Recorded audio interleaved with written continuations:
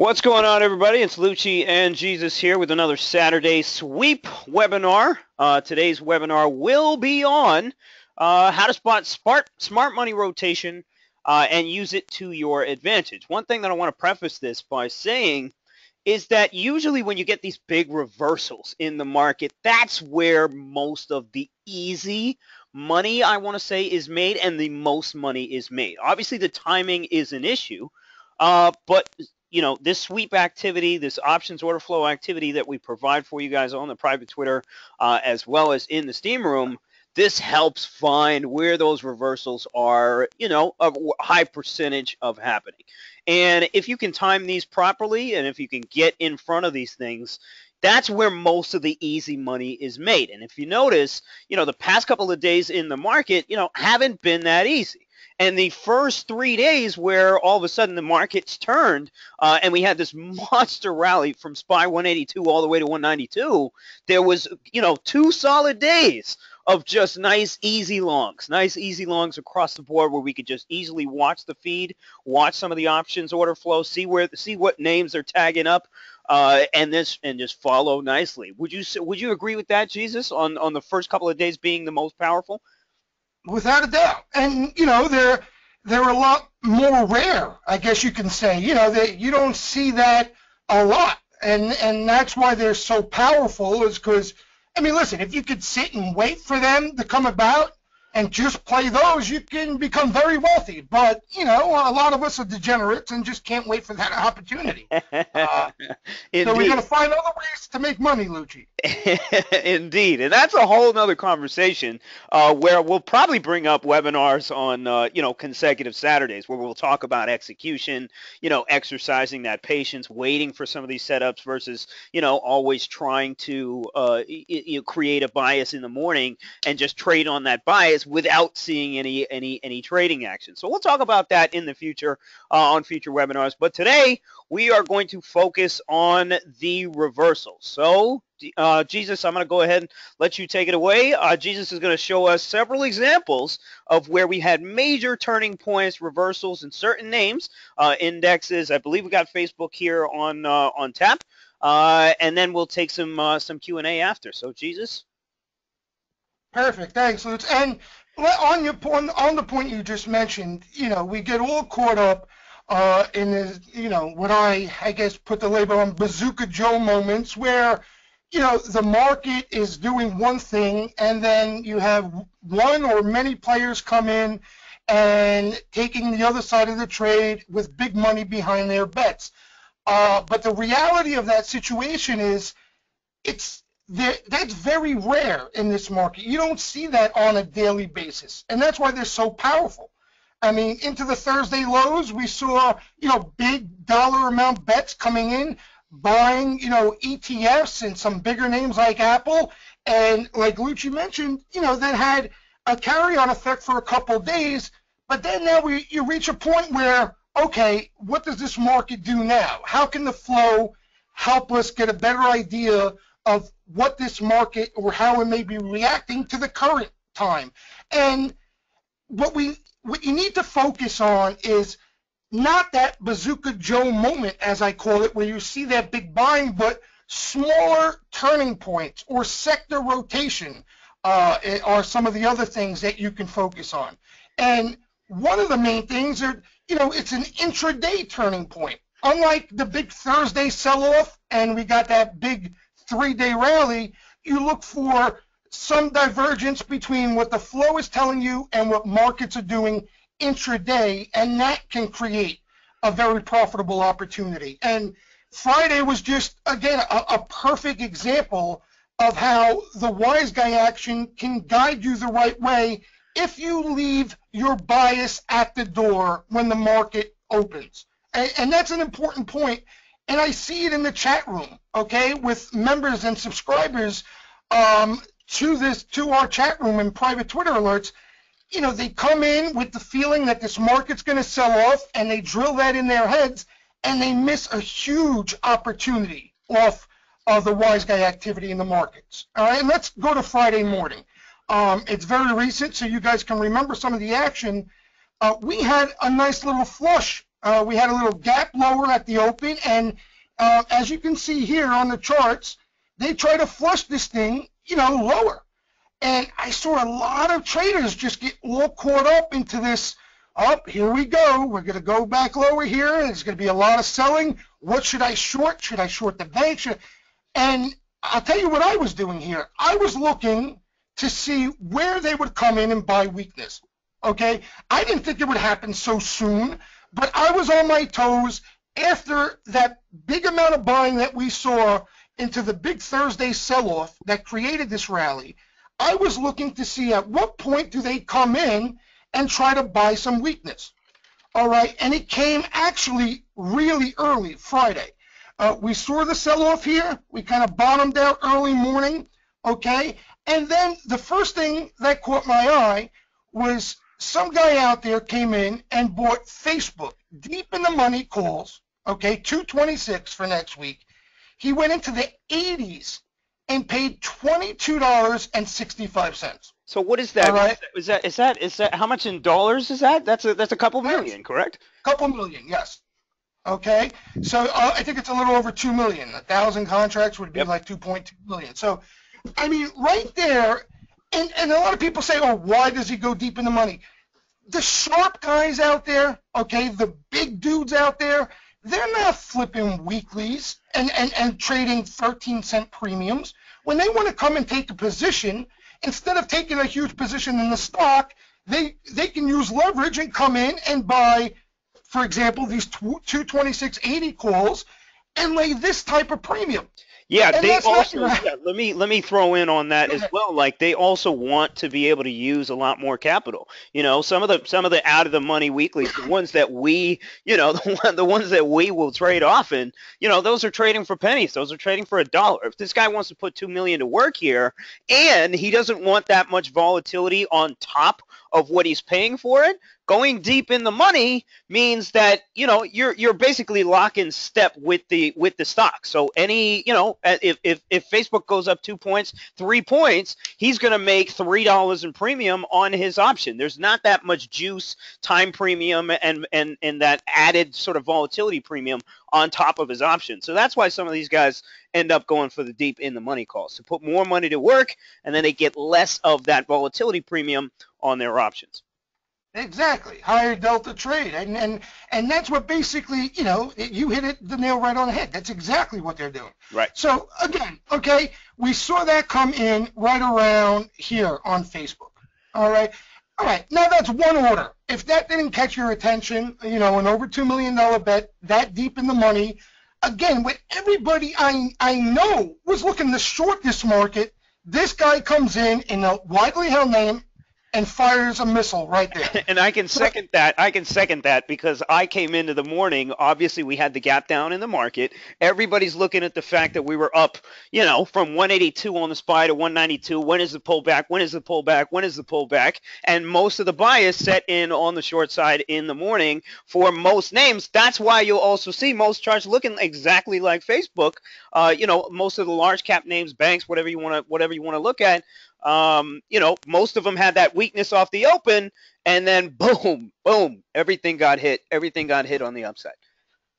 And Lucci, and you see, and that's why, I put the label on wise guy activity, because, you're not the only trader out there. Even myself, I felt, listen, this market's got to come in a bit, I wasn't looking to short because I just don't short, but, that was just common thinking out there was, we're going to see some weakness in the market, but that's where you see these guys come in. It's always during these times where everyone's leaning one way. Yep. Like, again, that Bazooka Joe moment Thursday where this market looked like it was ready to fall apart, and we started seeing, $13 million call bets come in. Right. So, again, that's one bet, all right? If that didn't get your attention, you start to pay attention to the other flow that comes in following that. What else? Got? What else you got over there? Here, I got a problem with this. Okay, there we go. Let me move this over for you so you guys can see.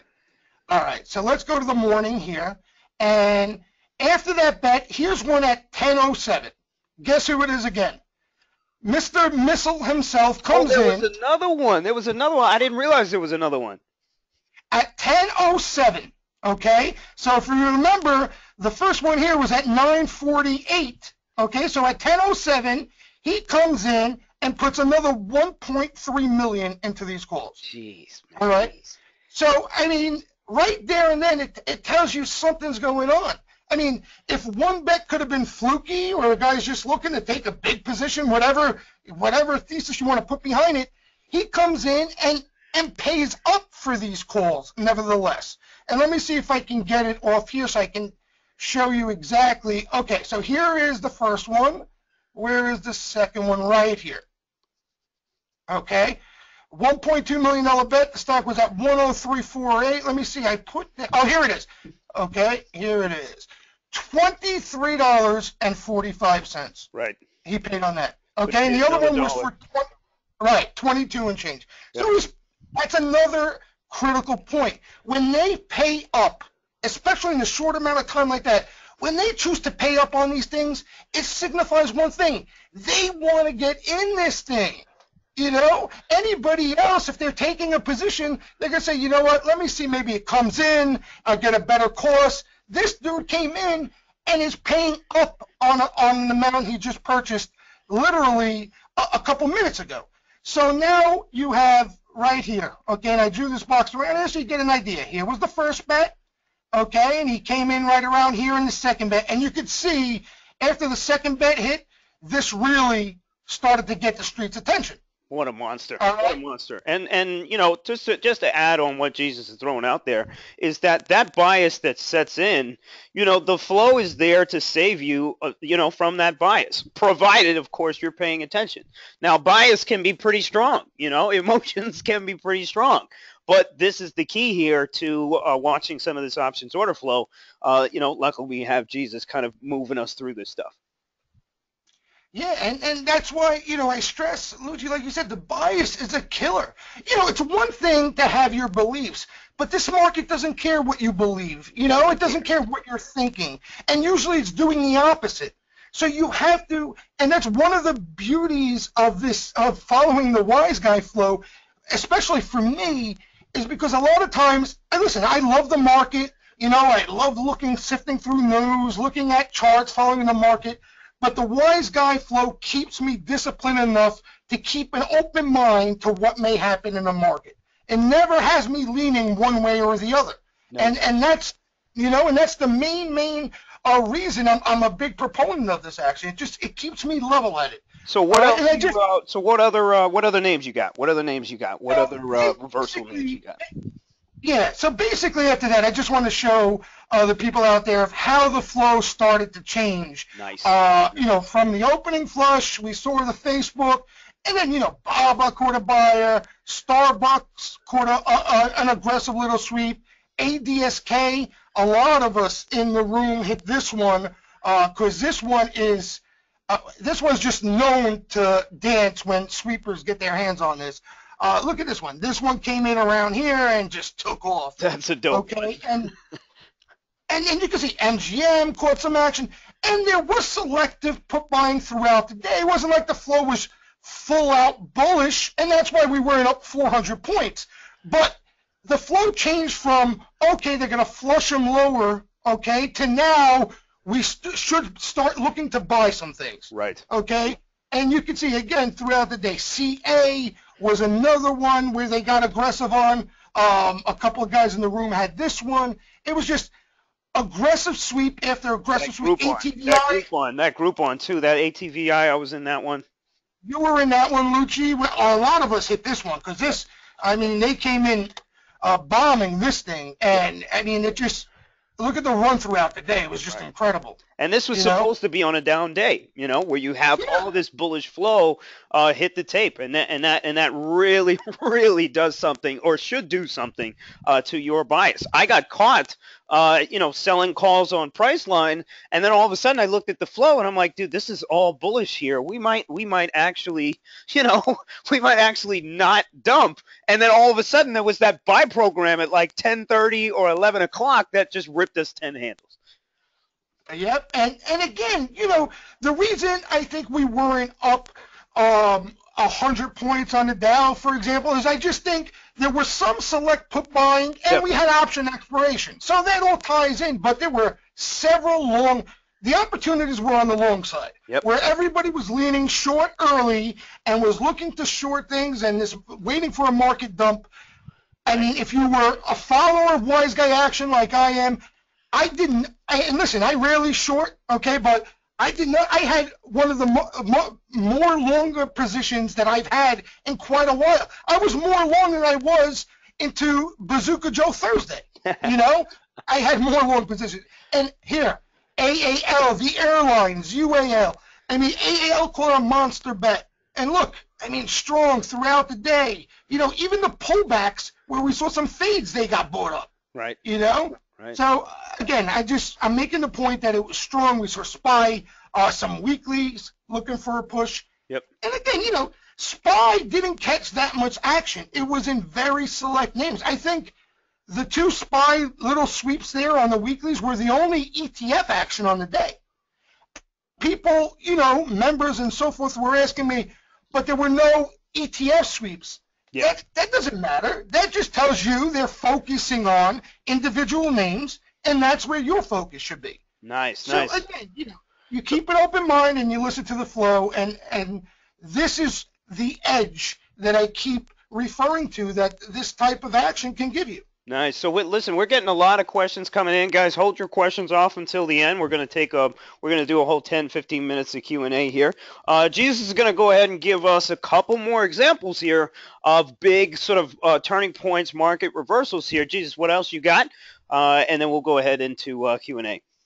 Yeah, the other point I just wanted to hit on today, because again, some people don't like to trade intraday for whatever reason. I really don't understand it, especially in these type of market conditions.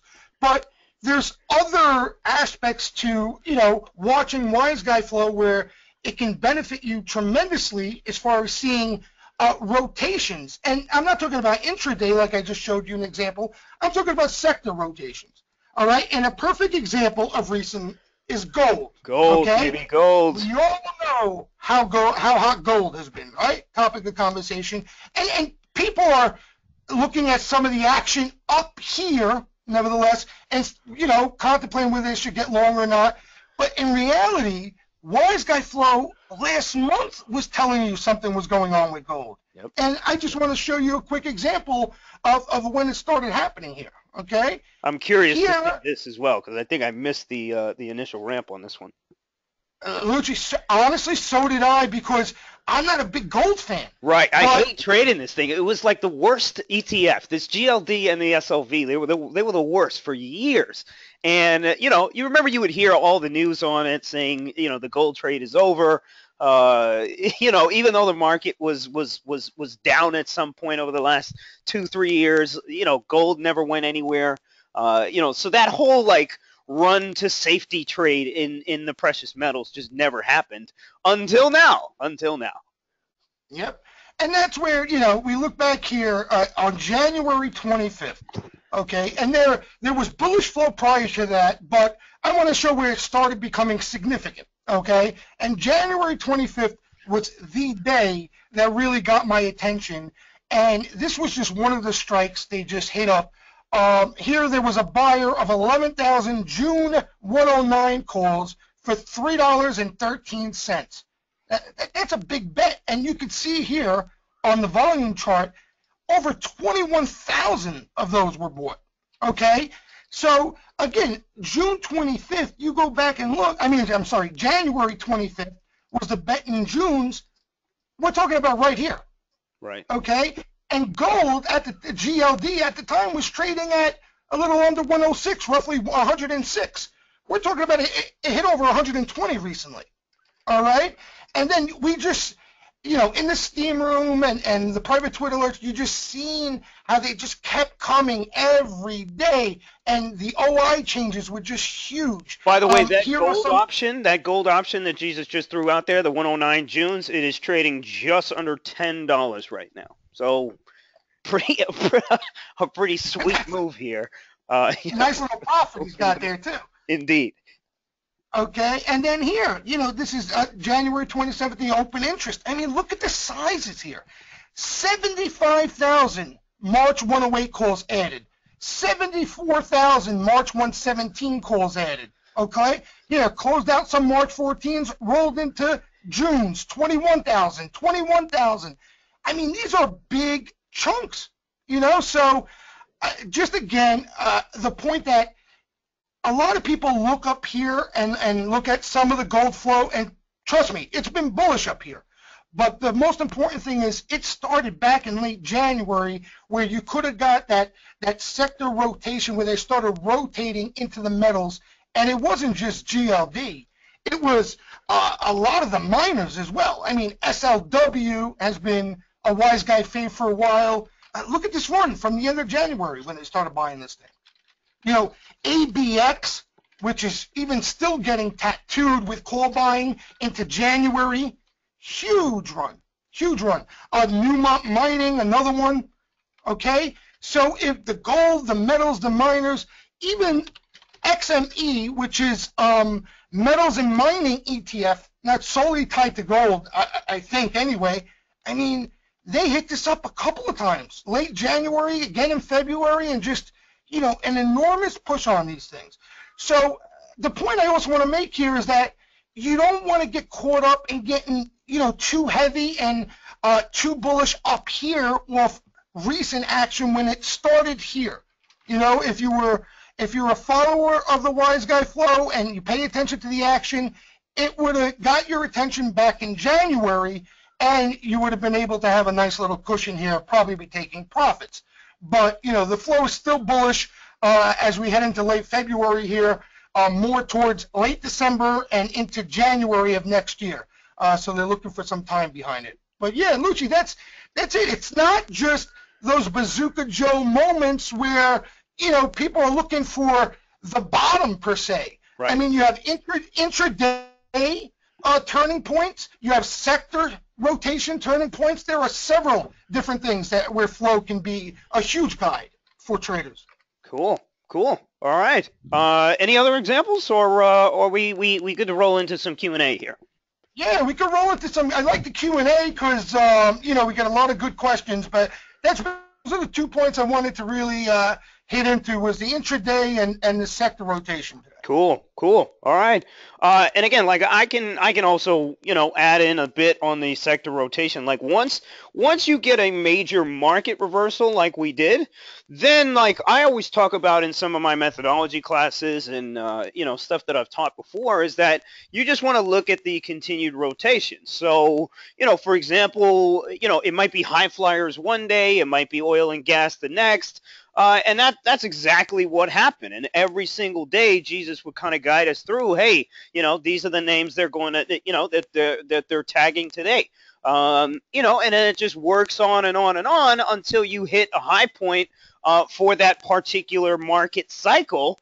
And then we just kind of have to sit around and wait for the next kind of inkling, or the next kind of direction that the market plans on moving. But to try to predict this stuff, and creating that bias before the day starts on where this market is going to go, that is getting more and more and more difficult these days, as we are not in, an easy trending environment. 2012, 2013, 2014, I mean, these were easy, right? Because we were just going up. All you had to do was just keep rotating. You could even swing things because generally speaking, you knew what was going to happen tomorrow. Now, we have no clue. With all the global stuff that's happening, we might be up or down 20 handles off the open in the morning, and who knows what direction, we're going to take during the day. And it could be several different directions all combined in one day. So trying to predict these kind of cycles is getting more and more difficult. And that's why the value of having, this options order flow activity to guide our decisions while we're trading, is really, really valuable. So let's go ahead and take some questions here. I'm going to go ahead and leave a link up for you guys that you guys can check out the promo that we have right now. So give me 1 second while we get all these questions here. Let's see. Okay. All right, here we go. So let me know if you can see the screen here. You should be able to see wallstreetjesus.com. I went ahead and left you guys a link that you can go ahead and use to sign up, take advantage of the discount that we're throwing out there. This discount is only for those folks registered in this webinar. So that means that you got to use the same email that you are using right now to get into this webinar. And that way it'll go ahead and register the discount here. You guys are going to get a first month here for $49, and then it's going to resubscribe at $199 a month. Okay, so let's go ahead and take some questions here. We got a lot coming out here. Let's see. Let's see. Ken has a great question here. Ken Leiserson, hope I'm saying the name right. Can you talk a little bit about how SL and Wall Street Jesus linked up to offer this service? I think that's a great question, because things move pretty quickly in our world here. Jesus, how the hell did I meet you, bro? Yeah, well, I mean, listen, Twitter, obviously, we met on Twitter. But really, I mean, I'll speak just on my behalf, and then Lucia, you could tell the people what you were thinking about my crazy ass. But at the time, I was looking for somebody on, I guess you could say, the tape reading end, a trader that can tie into the flow. Like you guys, the guys who know me out there know that I go off basically the wise guy activity, and that's it. I mean, I'm not really looking at anything else. And, I knew of Lucci. I knew of, what type of trader and what he was doing at the time, as far as he was a big believer in tape reading and so forth. So I was looking at the time to link up with a trader who knew what he was doing and can tie all this together. Because, a lot of times people, they just think you pull up a scanner and just start trading things on a whim, and I thought Lucci was the perfect candidate for me and him to link up and just tie the whole trading aspect behind the wise guy activity all together. Nice. And I looked at some of the stuff that Jesus was doing, and at that point, guys, like I had already seen a good amount of option scanners. Like I saw what was out there in the game, and LiveVol was one of the big ones at the time. Jesus, I know you're very familiar here with LiveVol. LiveVol has like a very in-depth kind of options scanner, options filter, and they're the ones that usually, or that had the most data at the time, and they were really kind of manipulating it to a point where they could sell some cool products off of it. But I didn't really see any huge value in just seeing the unusual sort of options activity. Then when I actually looked at what Jesus was filtering for, what Jesus was kind of looking for to find the right names to trade on the day, to find the right activity, that's when I was like, whoa, this is different. This is definitely different. This is not something that a lot of people use right now or even are aware that's out there. And it's simple. It's simple too, and it just makes sense. And it just worked alongside with what I was doing as far as the tape reading, because essentially it's the same damn thing. It's how these orders are taking place in the market, specifically how these options orders are getting filled. So it was just kind of a good match, and it made sense. Let's see, what else we got? We got Raul saying, let's see. He's got a couple questions. Is it only directionals, or could you also track credit spreads? E.g., a person may have bought 1,000 calls one day, some other day he might have also bought puts, converting into credit spread, and vice versa. Great question. And Jesus does track a lot of the debit spreads, credit spreads out there. Some of them, though, will not come out as alerts in the Steam room, but it'll still post those on private Twitter. Jesus, what do you think about the credit spreads?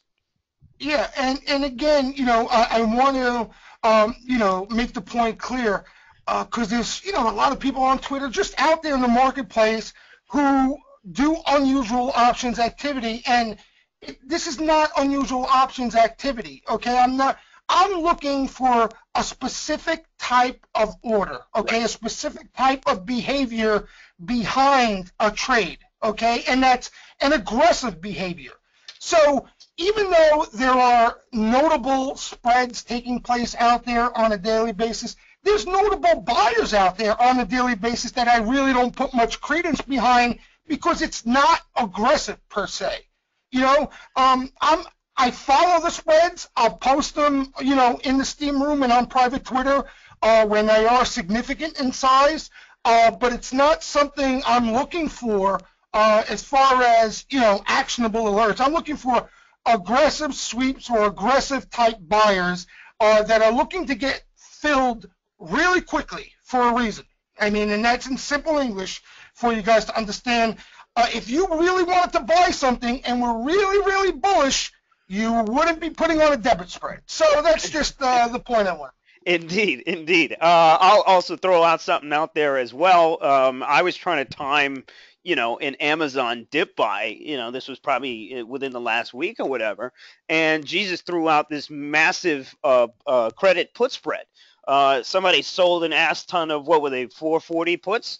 And this was like a couple of weeks out, or maybe it was March. It was March, I think. Somebody sold 440 puts at like $13, and then covered somewhere around $6 or something like that. And that pretty much set the floor in that stock, and subsequently for a lot of other high beta names as well. So Jesus will also throw out, you know, a lot of the credit spreads and things like that. They won't show up as alerts though in the Steam Room. But he'll throw it out in the Steam Room, you know, just talking, and then you'll also throw them on private Twitter, correct? Yes, a lot of that, all the time, the time. Any significant call spread, put spread, seller or buyer, I always bring it to their attention. All right, so we have some more basic questions here. We got Sai here is saying, how do we know if the unusual options activity are buys or sells? Okay. All right. Yeah, that was the question, basically. Yep. So, basically, you to be honest, you never really know. Okay, unless you know the individual personally. But from the details of the order, there are. You know, I'm not going to get into every single detail in this webinar. Maybe we'll do another webinar in the future. But there are certain details that I look at from the order that's placed that tells me there's a good probability that they were bought. And also at the same time, and that's why unusual option scanners per se, they just don't work, is because you have to look at the rest of the flow that's around that order. Right. And that also will give you a good idea. For example, you know, a lot of times you'll look at some orders getting filled closer to the bid side, okay, and then a sweep comes in taking out all offers, and the orders that were filled on the bid were buyers. Okay, and you would have, you know, anybody on the scanner would have thought they were sellers just because they got filled on the bid. Right. So there's a lot that goes into it, but I just want to stress, we never know for sure, but looking at the details of the order gives me a good idea whether they're bought or sold. And Side, this is another reason why Jesus and I linked, because it was essentially the missing component for him, right? It's like, okay, you have all this options order flow. You have, you know, the logic as far as, you know, is it an aggressive order? Is it, you know, is it a seller? Is it a buyer? How is the order processed? But then there's the whole world around that order as far as the other names in the sector, as far as what's going on in the indexes. You know, I kind of provide that color to those particular, you know, big bets that we see, you know, taking place in the Steam Room and taking place in the market. So we kind of have a nice little all-in-one package here in the Steam Room right now, where you can figure out, you know, the sort of whole environment. If you want to take a swing trade, if you want to take these trades, or if you want to sit back and wait for the next one. I just want to add, Lucci, very quickly. I didn't mean to interrupt you. And another thing Lucci does, which I love, is that in the Steam Room, for example, we see an order come in, an aggressive order. Lucci gives color on if that individual's looking to add to that position by looking at the level 2 and the tape and so forth. So that's very important when it comes to this stuff. Indeed. All right, so we got a whole lot of questions here coming. We're going to be able to take, I don't know, probably about 5 more or so. Again, I want to throw out the link for the promo that we are offering you guys right now. Again, anybody who's in this webinar, we are tracking your email so that if you use that email using the link that I just sent to you, you will go ahead and get a nice discount on your month, just so you can test it out, just so you can hang out with us and see if it's for you, see if something that can help your trading. And you will get rebilled subsequently for $199 a month. You're still getting a discount on the price right now, which is $225. Let's take another question here. Let's see. Oh, man, we got a lot of questions here. CV is saying, Wall Street Jesus is saying, do you think they'd have an easier time getting in and out of the options as opposed to the equity?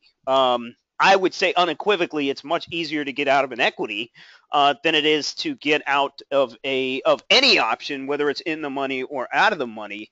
And the other thing is too is like I think CV's talking about that big Facebook order that $80 in the money buyer.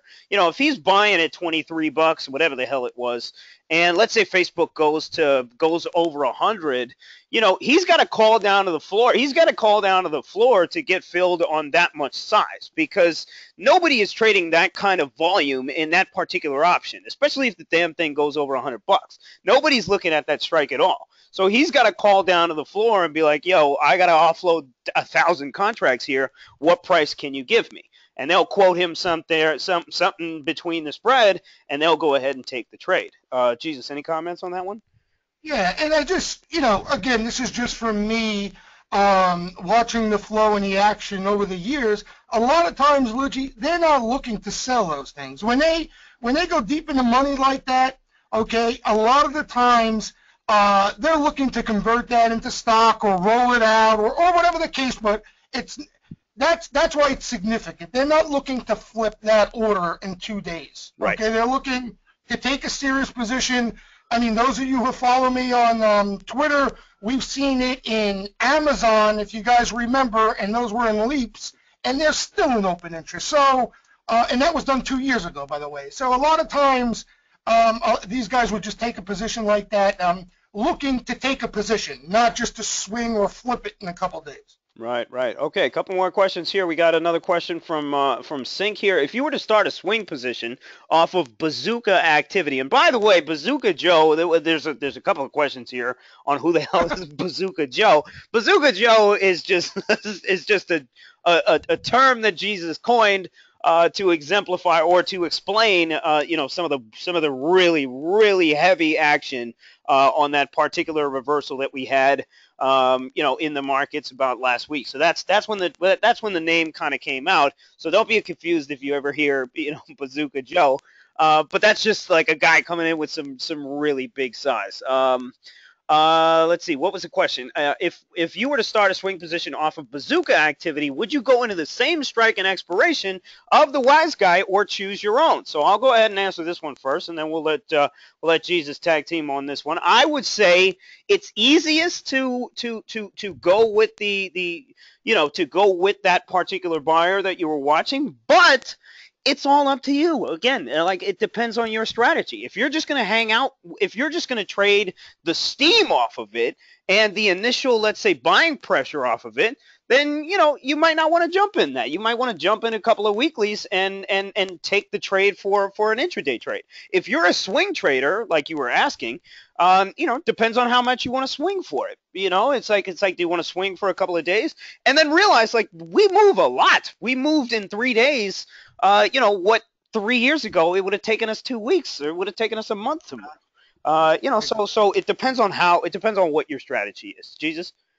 Well said. And, you know, for example, me, I bought the common. I traded the underlying because I was looking to day trade off the momentum of that order.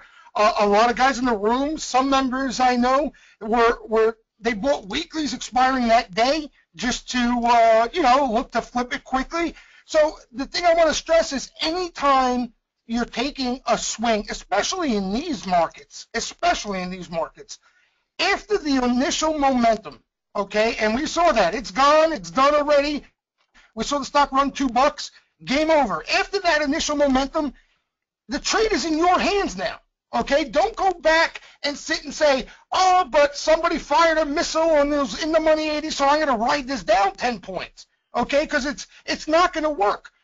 You can swing it. You can buy anything you like, whether it's contracts, common, go out 4 months, whatever you think is suitable for your trading style. But after that initial momentum, that's where your rules, your discipline, and your game plan come into play. Okay, so just don't, keep in your head, and I see that a lot of times, but, oh, it's still an open interest. The guy still believes, so I'm going to ride this down. No.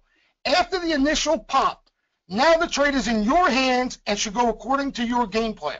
And that's how you're going to find success trading off this stuff. Right.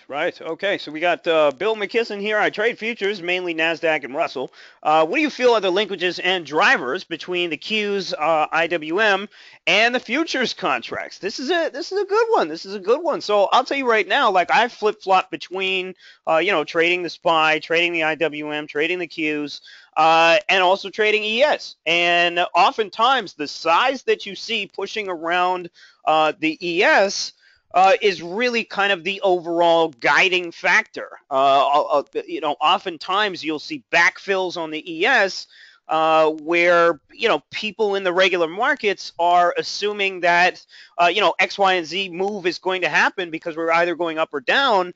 But in reality, there's just some huge ES trader getting backfilled and going the opposite direction. And that's the real, move in the market. So I would say the futures are king. I would say the futures are king. As far as ES goes, that's the big driver to me of basically everything else, especially these overnight moves and things like that. There's so many things that are happening globally here where huge, massive positions are being built and dumped overnight, before we even start trading. So I personally think futures are king. But SPY is a great vehicle to trade. SPX is a great vehicle to trade with the options, because it's the only place intraday where you can push size in the options market. So that's what I would say on that one. Jesus, what do you think of the linkages here between futures? I don't know if you watch futures too much. Yeah, I watch them. I don't trade them. But, again, it all comes down to what you're most comfortable with. I just would add the point that, and Friday is a good example, okay? We saw more of aggressive behavior in specific individual names, not in the ETFs. So you could have traded SPY or the futures and made some money, but you didn't get as strong of a reaction as you did in the ADSK or the Facebook that caught the heat. So you got to take that all into account. Myself, I'm not a big ETF guy. I like to trade them in this environment where the moves are big enough, and I feel they're more valuable in volatile markets like we're seeing right now. But I would just add the point, if flow is in individual names, I would stress that you should focus on the individual names. If you're seeing SPY sweepers, then yeah, you can use ES or you can use SPY or whatever ETF, would correlate to that. Nice. Okay. So a couple more questions here, and then we're going to go ahead and close it up. If we didn't get your questions, make sure we'll actually have a document of these. We might be able to answer these questions and email them out to you, but you can always email them to us, Lucci@sayinglucci.com, and we'll get back to you ASAP. Kent Booth is saying, I am a rules-based trader and day trade the futures indexes. Walk me through a sample routine and what triggers a trade for you. So this is more on trade process, which, we should probably do a whole other webinar on. But just to give you a little taste, I mean, me particular, the things that I need to make sure I watch out for are what are the markets doing? Is there options order flow on some of the names that I'm watching? So it's more like, for me, it's getting a read on the indexes before I go ahead and place any directional trade on any stock. I mean, as you can see, we got Priceline up here. I was short this thing in the morning on Friday, and then once I started retrace back up to whatever it was, 1250, I think it was, I bailed on my short. Once I saw everything rallying, then it was like, okay, sell these puts, and it's a Friday. I'm going to go ahead and sell a bunch of far out of the money puts just to, take advantage of time decay. So I need to see what's going on the indexes first, as far as if we're trending, and then I'll go to my individual names and say, okay, is she following my trend here? Is she doing something completely different? So my game plan here is a little bit more kind of, loose as far as plugging in and out of things to figure out a particular trend for the day, or a particular trade for the day. And I have a lot of different strategies I rotate in and out of. Jesus has a much more refined process. Jesus, why don't you give him a little taste of yours? Yeah, I'm just more robotic in a sense where I'm just looking at the flow. I really try not to look too in depth on the indices because I'll be honest with you, they've cost me money in the past. Yep. And Friday's a good example. Friday, the market early morning looked like crap. Okay, so if I was paying a lot of attention to the indices, I obviously wouldn't be looking to take any long positions. And like I mentioned earlier in this webinar, I was more long than I've been in a while Friday morning. So I try not to focus too much on the indices. What I look for a lot of times is divergence, okay? If the markets look like they're selling and the flow is telling me they're buying, I'm buying. Right. So that's where they tie together. And again, I want to stress, it's not just one order, okay? If I see the heavy selling in the market and I see one call buyer, obviously, I'm not getting excited there. It's more about the overall flow. If the market's selling and I see some really aggressive call buying coming into that weakness, I'm getting long, plain and simple. So, and that's basically, and robotic in a sense, Lucci, where, okay, Facebook caught the missile, Facebook caught the heat that morning, my focus was on Facebook. Right. Okay, ADSK caught aggressive sweepers. At the time, my focus was on ADSK. I mentioned in the steam room, I didn't even realize the markets were down. Yeah. At one point, I was long like 5 positions at once, and that's a lot for me. And I thought we were in rally mode. Yep. And I'm looking, and I see the Dow down 40. The NASDAQ was green. It was sort of a weird day, but off the flow itself, I thought we were up 60, 70 points and moving. Now, as far as exact rules though, so let's say on Facebook you hop in this trade, on ADSK you hop in this trade. What's your equity stop? What's your equity stop, and then what's your average? I would say profit target. Just give them a little taste. Yeah, and again, it depends. That's where the overall market might come into play a little bit, but again, more overall flow in a sense than the actual indices. For example, Facebook, I got long the underlying off that first order, okay? And if that stock starts going against me and I don't see that reaction, I'm stopping myself out, okay?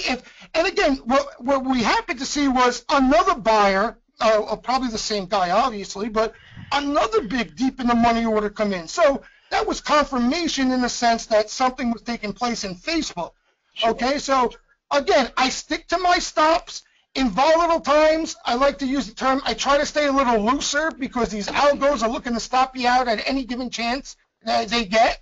But I'm always paying attention to my risk.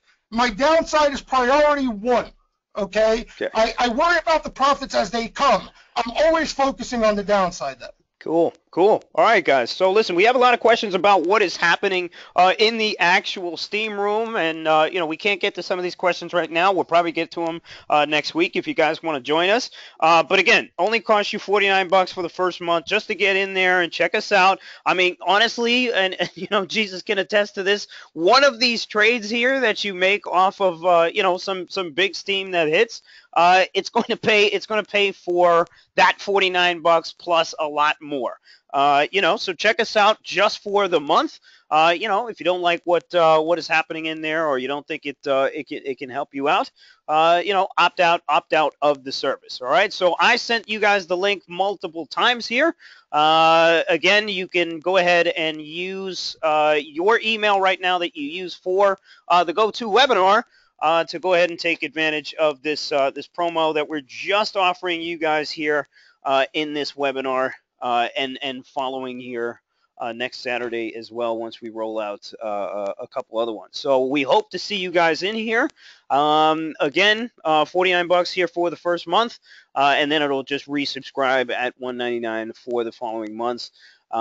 Jesus and I are both in there on a daily basis talking trades, talking the flow, giving the color here in the market. So it's a real dope place. We have a lot of different traders there too that trade options, equities. We got futures traders in there as well. So there's a lot of different uses too for some of the flow that you see. Again, we see a lot of index bets as well. So we get a lot of color here on what the indexes is doing. As well as, you know, a lot of these sector plays, oil, you know, gold and all this kind of stuff as well. So it's a really cool place here. Let's see. One more question here. Julie is saying, Lucci, which website are the older webinars on, yours or Wall Street Jesus? The other webinars should be, I believe, on Wall Street Jesus. I'll tell you what, the email that you guys are all going to get will explain in detail where you can access all those old webinars. I'll make sure you guys know exactly how to access those. And we'll also send you the link for this coupon subscription as well. So, Jesus, man, thank you for helping us out here on Saturday. And dude, we'll see you back in the room on Monday. Yeah, and I love these things. Keep the questions coming, guys. And once you become familiar, and like Lucci said, it's not even about, you know, the one stock pick that will pay for your subscription. It's also maybe the money it will save you. Yeah. And Lucci's a good example. On Friday, was leaning short, but flow got him on his toes, ready to adjust as the flow started turning the other way. So it's not just, you know, the individual stock picks here. It's more. Indeed. Indeed. All right, guys, take care, and we will see you Monday in the chat room, hopefully for, you know, the new guys that are thinking about it. If not, we'll see you next Saturday for another webinar. Yep. Have a good weekend, everybody. Later, guys.